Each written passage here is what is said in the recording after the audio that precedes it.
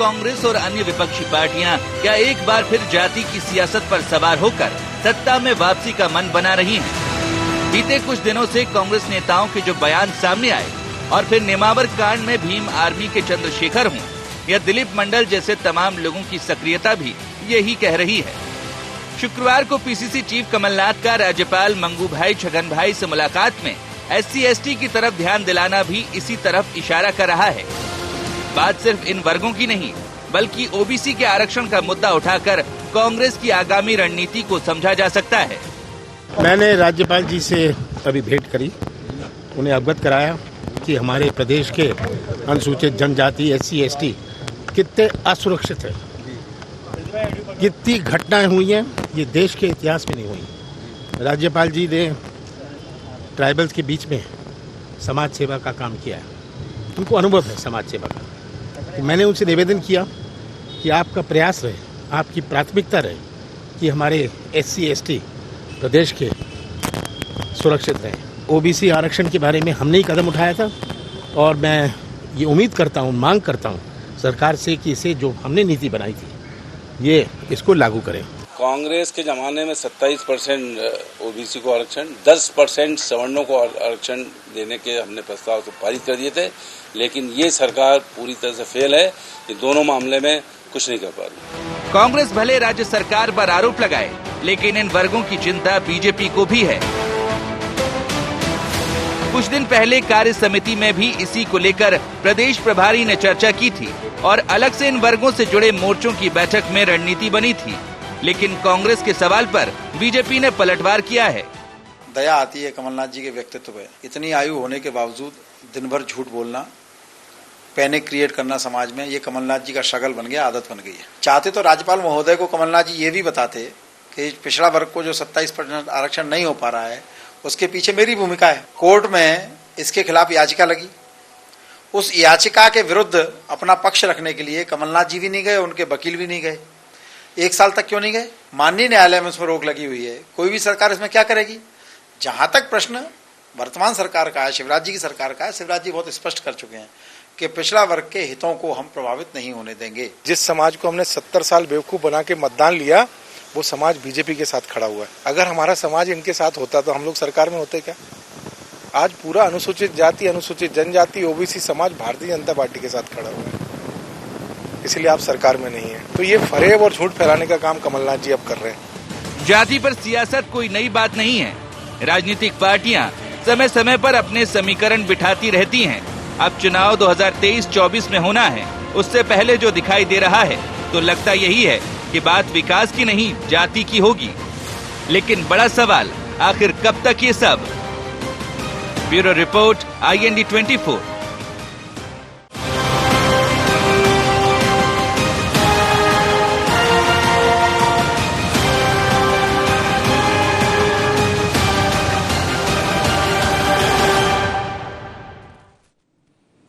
नमस्कार, IND agenda जाति की सियासत में आपका स्वागत है। मैं हूं आपके साथ नवीन पुरोहित। चर्चा को विस्तार देंगे, उसके पहले IND एजेंडा के मुख्य बिंदुओं की तरफ एक निगाह डालते हैं। क्या आगामी उपचुनाव में भारतीय जनता पार्टी को पटखनी देने कमलनाथ ने छेड़ा आरक्षण राग? क्या युवा और आरक्षण की बात छेड़ कांग्रेस ले पाएगी सियासी लाभ? कांग्रेस का भारतीय जनता पार्टी सरकार पर OBC की अनदेखी का आरोप कितना जायज? आखिर जातीय समीकरणों पर कब तक होती रहेगी राजनीति? इन्हीं सवालों के साथ चर्चा में आप सबका स्वागत है। मध्य प्रदेश में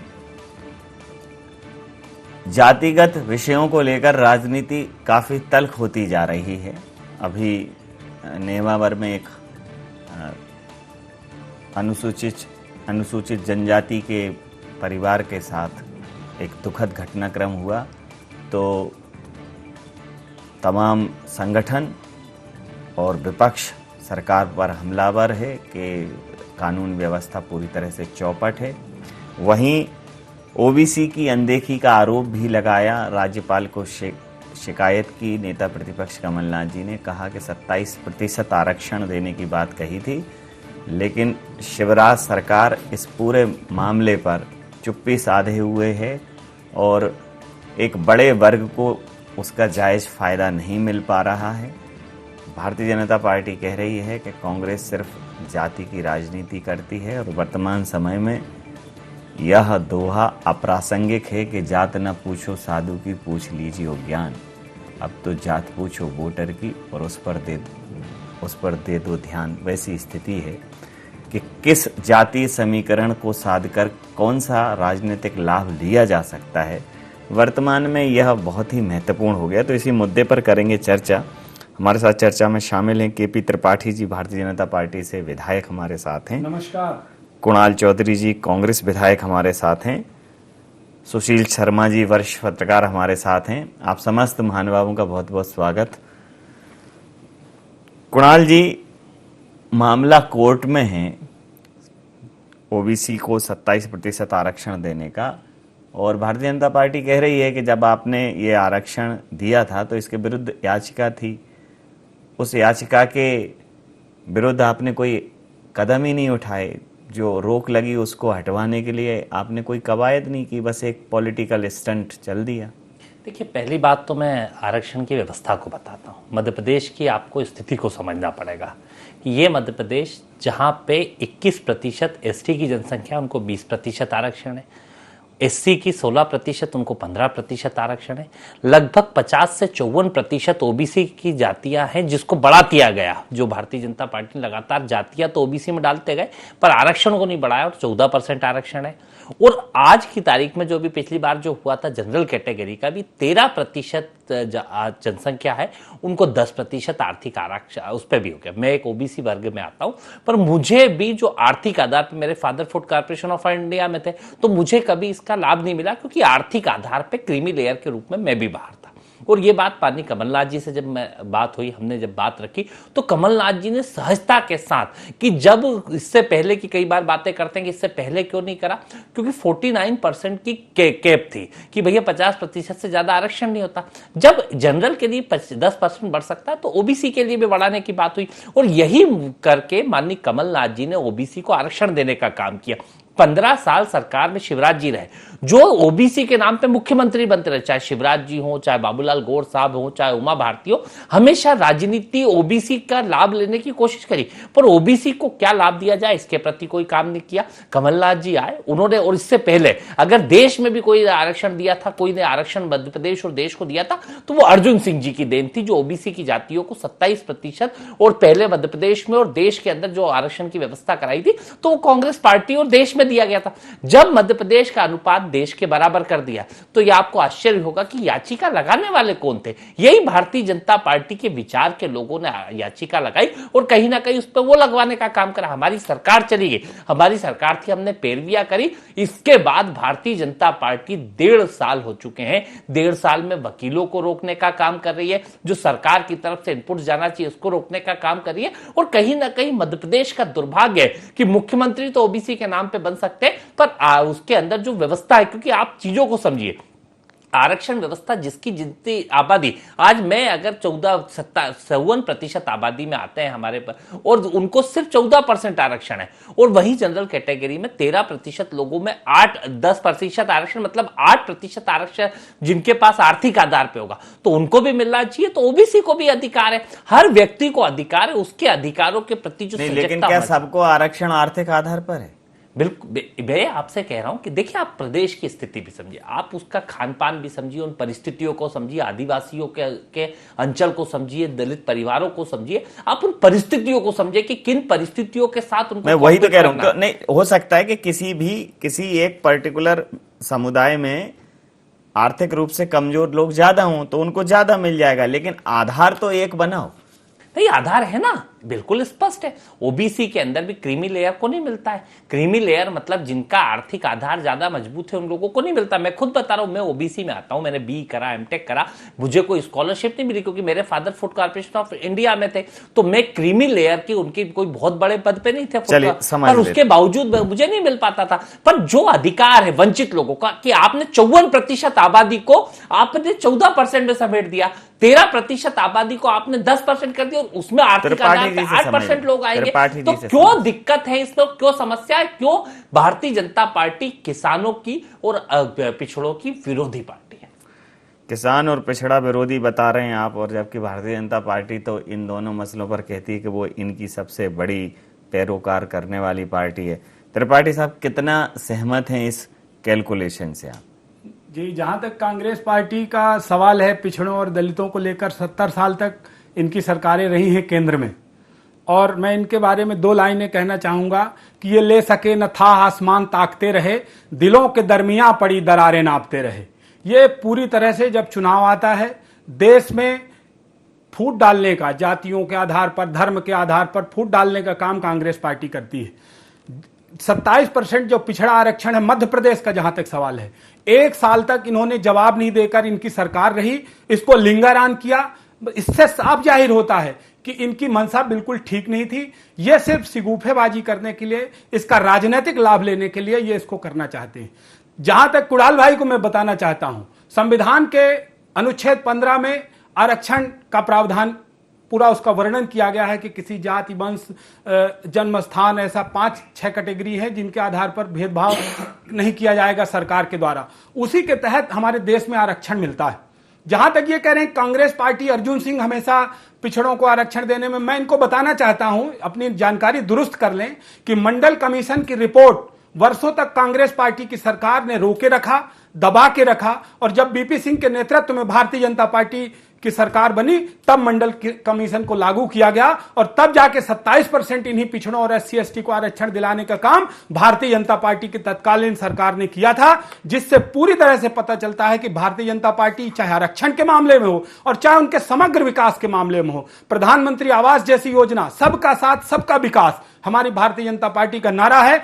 हम जात, धर्म, जन्म स्थान, जो हमारे संविधान की मूल भावना है, उस आधार पर हम कभी भी देश के लोगों के अंदर, प्रदेश के लोगों को अंदर भेदभाव नहीं करना चाहते। हमारे प्रधानमंत्री नरेंद्र मोदी जी सबका साथ सबका विकास, और हमारे मुख्यमंत्री शिवराज सिंह चौहान जी मध्य प्रदेश की 7.5 करोड़ जनता के विकास के लिए कृत संकल्पित हैं, और उसमें उनके विकास की योजनाएं जिस तरह से पिछले 15 सालों में और पिछले 1 साल में कोरोना के बावजूद गरीबों के लिए, दलितों के लिए, पिछड़ों के लिए, सामान्य वर्ग के लिए तक हमारे प्रधानमंत्री जी ने 10% जो आर्थिक आधार पर आरक्षण लाए, और हमारे मुख्यमंत्री जी ने जिस तरह से काम किया है वो पूरी देश की जनता देख रही है, और पूरा जनमानस, हमारी जो प्रतिबद्धता है उसको देखकर पूरा भारत और मध्य प्रदेश की जनता भारतीय जनता पार्टी के साथ खड़ी है।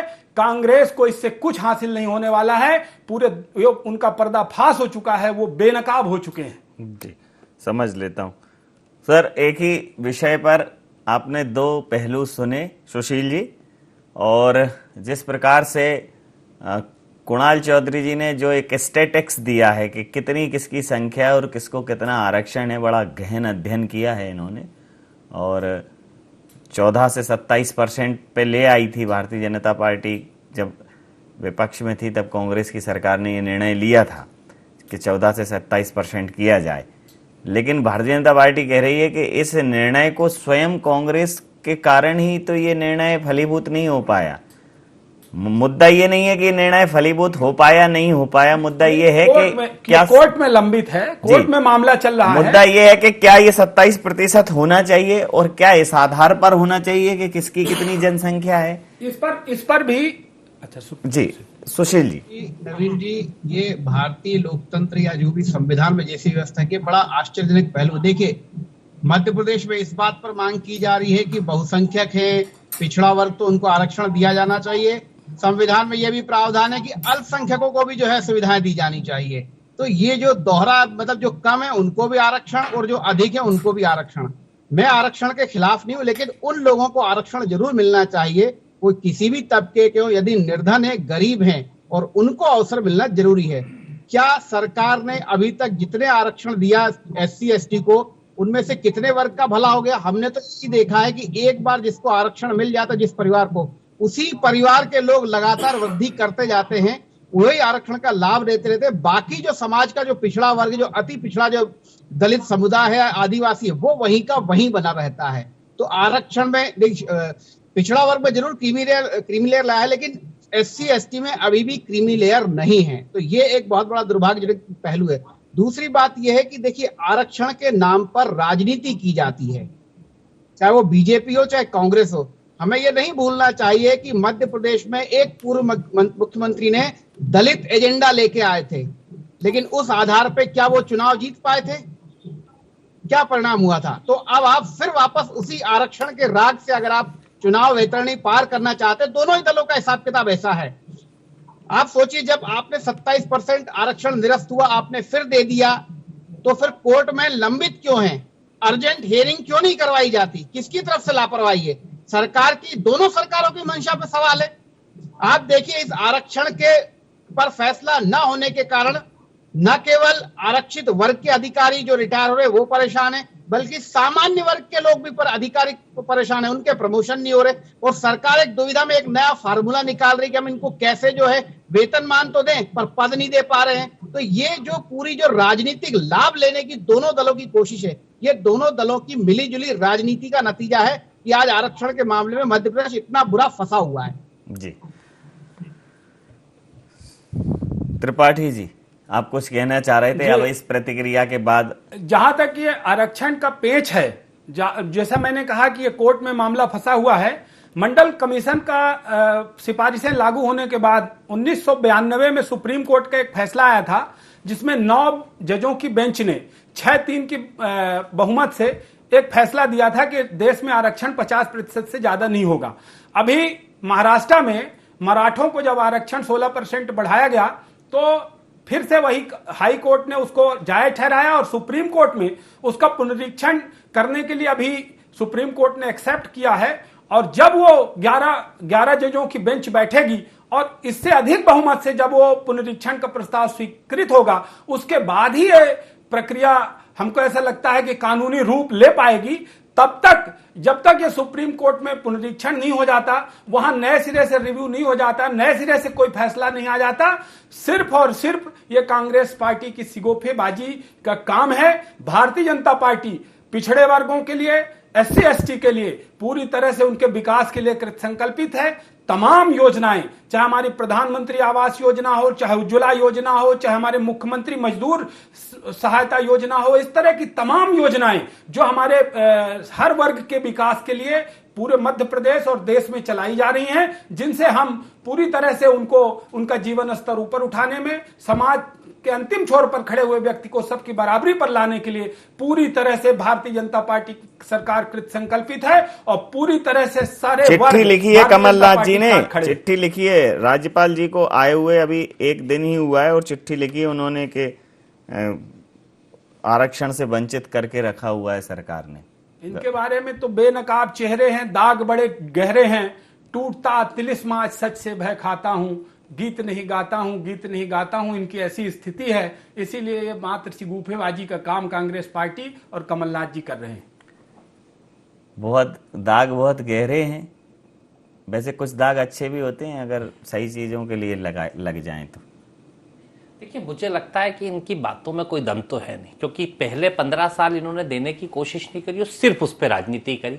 कमलनाथ जी आए एकमात्र नेता जिन्होंने मध्य प्रदेश की स्थिति को समझा, बेहतर व्यवस्था को समझा और इस किसानों की, क्योंकि ओबीसी वर्ग 99% किसान वर्ग है और किसान परिवार से और किसान से संबंधित, खेती से संबंधित, तो यही बीजेपी किसानों का भी विरोध करती है, ओबीसी का भी विरोध करती है। जब 27% आरक्षण दिया तब भी इन्होंने सदन के अंदर उसका विरोध करने का काम किया और सदन के अंदर जिस प्रकार से बातें करने का काम किया कि इसके ओबीसी के भारतीय जनता पार्टी ने, एक मिनट रुकिए, इसके ऊपर और जो लगाया है कोर्ट में, वो भी इनके लोगों ने। अभी दूसरी तरफ, एक तरफ ये बात कर रहे हैं कि वहां पे जब तक फैसला नहीं होगा तब तक कोर्ट में नहीं होगा। जब इनकी बारी आ रही तो ये बात कर रहे और कह रहे हैं कि कांग्रेस पार्टी ने उस समय इसमें नहीं लगाया। जो पार्टी आरक्षण दे रही है और वो कोर्ट के अंदर अपने पक्ष को नहीं रखेगी, मतलब किस तरह के मूर्खता के विचारों को प्रतिपादित करने का नहीं और क्या। क्यों नहीं रखा? कोर्ट के अंदर सारे वकील रखा है आपको त्रिपाठी? कोर्ट के अंदर नहीं, कोर्ट के अंदर क्या और भारतीय जनता पार्टी ने ऐसे किसी प्रस्ताव पर विरोध नहीं किया। एक सेकंड रुको भैया, नहीं ये उठक बैठक, ये बताओ जो सरकार जो पार्टी दे रही है वो अपना पक्ष नहीं रखेगी, और जो नहीं रख रही है वो अपना पक्ष रख रही है। हमेशा पिछड़ी जाति के ऊपर राजनीति क्यों? और आप सबका विकास की बात करो, संकल्पित सबके विकास के। अरे गैस की टंकी का विकास हो रहा है, भाव का, पेट्रोल के भाव का विकास हो रहा है, और कुछ भी नहीं हो रहा है। महंगाई बढ़ रही, खाने का तेल नहीं मिल रहा है, इसका विकास हो रहा है। और आपका विकास पागल हो चुका है भारतीय जनता पार्टी का। जो तेल का दाम, जो पेट्रोल डीजल 50-60 था, वो आपको डायल दिखती थी, और आज आपको ये विकास दिख रहा है। अरे ये पागल विकास करो तो उज्ज्वला गैस की आप बात कर रहे थे। अरे भाषा क्या जनता बताएगी? अभी उज्ज्वला गैस की उसको भरवाए कैसे जनता? जो 380 रुपए की जनता ने आपको दमो दिखा दिया है, दमो में दिखा दिया, दमो में दिखा दिया आपको। अरे दमो में दिखा दिया, रोते फिर रहे हो सब, दमो में दिखा दिया। ये तो छोड़ो, आप ओबीसी विरोधी क्यों? पिछड़ी जातियों को आरक्षण के विरोधी क्यों? और स्पष्ट रूप से हमने यहाँ पे जनरल वर्ग को भी दिया। चलिए कुणाल जी, मध्य प्रदेश की 7.5 सुनना ही नहीं चाहते। हमने संकल्पित है, जनरल को भी 10% का दिया, ओबीसी को भी, सबको सबका अधिकार मिला। इसमें समस्या भारतीय जनता पार्टी को क्यों आती है? और क्यों इस प्रकार से प्रदेश के अंदर लोगों को इधर उधर लंबित है, तो क्यों आप नहीं रखते हो? कोर्ट के अंदर पक्ष क्यों नहीं रखते हो? क्यों नहीं रखते हो? क्यों सरकार में हो, क्यों नहीं रखते हो पक्ष को? पक्ष को रखना चाहिए। प्रतिक्रिया के साथ अब मंडल कमीशन किया है, प्रतिक्रिया के साथ हमने दिया है कमलनाथ जी ने, कांग्रेस पार्टी अंतिम प्रतिक्रिया के साथ अंतिम प्रतिक्रिया के साथ चर्चा समाप्त करूंगा। सुशील जी, जनता कंफ्यूज हो गई होगी, त्रिपाठी जी और चौधरी जी जो है जिस प्रकार से अपना अपना पक्ष रख रहे थे, जनता को नहीं समझ में आ रहा होगा कि ये जो 27%, 14 से 27% का क्या आरक्षण का जो मामला है, उसमें वाकई में मंशा किसकी ठीक नहीं है। दोनों लोग ऐसा प्रदर्शित कर रहे हैं कि 27% आरक्षण होना जरूरी है, लेकिन जैसा आपने दो मुद्दे उठाए कि एक, जो लोग अब आर्थिक रूप से सक्षम हो गए हैं, क्रीमी लेयर में शामिल हो गए हैं, क्या क्रीमी लेयर को लेकर एक बार फिर से उसको रिवाइज नहीं करना चाहिए कि जो और लोग हैं उनको उसमें शामिल किया जाए? और भले ही आरक्षण बढ़ाया जाए, लेकिन आरक्षण किसके लिए? कमजोर के लिए, आरक्षण पिछड़े के लिए, आरक्षण उस अंतिम छोर के व्यक्ति के लिए जो अभावग्रस्त है। लेकिन आरक्षण की बात पर कोई स्पष्ट लाइन नहीं देना चाहता, क्योंकि आरक्षण कहीं ना कहीं क्षण क्षण पर वोट से जुड़ा है। क्या कहें? देखिए नवीन जी, आरक्षण को लेकर सबसे हास्यास्पद बात यह है कि मध्य प्रदेश की सरकार, चाहे कांग्रेस की रही हो चाहे बीजेपी की रही हो, ये बता दे कि मध्य प्रदेश में कितने स्थायी कर्मचारी है, कितने संविदा हैं। नौकरियां तो हैं, दोनों दल वाले ये बता दे कि कितनी नौकरियां अगले 5 साल में देंगे, ये भी बात है। तो कुल मिला के नौकरियां है नहीं, आरक्षण का सिर्फ और सिर्फ शिगुफा है, जिसमें उस वर्ग को उलझाने की कोशिश की जाती है। पूरे मध्य प्रदेश में बोलते रहो कि लगातार नौकरियां खत्म की जा रही हैं, ये आरक्षण की बात लेके बैठ गए। अरे तो आप बोलिए कि 50 लाख नौकरियां देंगे, नौकरियां है नहीं। अरे अब वो कह तो दिया था 2 करोड़ देंगे, लेकिन मिलती कहाँ है सर जी? 2 करोड़ का कहा था केंद्र सरकार ने, कहा 1.5 साल की सरकार में एक भी सरकारी मैं तो दोनों दलों की बात कर रहा हूँ, चाहे बीजेपी हो चाहे कांग्रेस हो। बता देना कि अगले 5 साल में मध्य प्रदेश में कितनी नौकरियां देंगे और कमलनाथ ने कितनी नौकरियां दी और किस वर्ग को कितना फायदा हुआ। शिक्षकों की भर्ती करी, लेकिन आरक्षण के नाम वहाँ पे पीएससी से सिलेक्टेड, मैं बता देता हूँ कांग्रेस ने कितनी दी, अभी बता देता हूँ कांग्रेस ने कितनी दी और किसने भारतीय जनता पार्टी अंतिम प्रतिक्रिया आप बताना अंतिम प्रतिक्रिया के साथ चर्चा। 1 मिनट बचा हुआ है मेरे पास। जी सुशील जी, यही बोल रहा हूँ कि नौकरियां है नहीं, नौकरियां सरकार दे नहीं रही, पद समाप्त किए जा रहे हैं और आरक्षण के नाम पर समाज को बरगलाया जा रहा है। भाई आप नौकरियां देने की से आपके तो सरकार का खजाना खाली है, आप बाकी योजनाओं का तो पैसा दे नहीं पा रहे हैं। आपके पास पैसा नहीं है देने के लिए रिटायरमेंट के बाद, तो आप 60 से 62 वर्ष उम्र कर रहे हैं और आप नौकरियां देने की बात कर रहे हैं। कुल मिलाकर समाज को उलझाने और वोट बटोरने के लिए काम किया जा रहा है, अन्यथा इतने लंबे समय तक किसी भी कोर्ट में मामला लंबित नहीं रह सकता। यदि सरकार अर्जेंट हियरिंग कराए और सरकार अगर तय कर ले तो इस मामले में भी फैसला आ सकता था। जी, समय सीमा के चलते मैं ये चर्चा यहाँ समाप्त करूंगा। आप समस्त महानुभावों का बहुत माफी के साथ मैं यहाँ चर्चा यहाँ समाप्त कर रहा हूँ। आप समस्त महानुभावों का बहुत बहुत धन्यवाद, बहुत बहुत आभार। तो आरक्षण लोगों को समृद्ध बनाने, लोगों को सक्षम बनाने, लोगों को सशक्त बनाने से ज्यादा वोट बैंक को सुरक्षित रखने का माध्यम बन गया। और आरक्षण को लेकर दोनों दलों के अपने अपने तर्क हैं, दोनों दलों के अपने अपने स्टेटमेंट हैं, लेकिन आरक्षण को लेके मंशा किसी की भी साफ नहीं है कि कौन आरक्षण की पैरोकारी करना चाहता है, कर रहा है और क्या स्पष्ट आधार है। तो जातिवाद को लेकर सियासत तेज है और जातिवाद को लेकर राजनीति तेज है और ये सिर्फ और सिर्फ वोट बैंक तक सीमित है। IND एजेंडा में नहीं, आप बने रहिए IND 24 के साथ और देखते रहिए IND 24। नमस्कार।